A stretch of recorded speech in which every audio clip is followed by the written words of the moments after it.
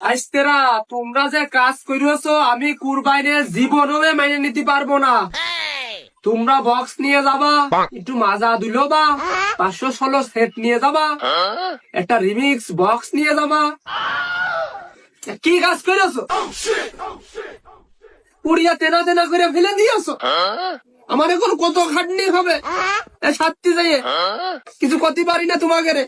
ওই যে ভালোবাসি মিক্সার নিয়ে যাও। মিক্সারের কাজ হয় একটাই, তোমরা তামানটা দিয়ে শুধু সরাসরি করো, তা হবে কে? বাজলি ভালো ঠেকে না। আরে যদি ওই সবটি করা লাগাতে বক্স দিতে 70টার উপরে, তা তো তোমরা নিবা না, নিবা দুটো, বেশি গেল সাইডে। সব তো টিপা টিপি করো কে?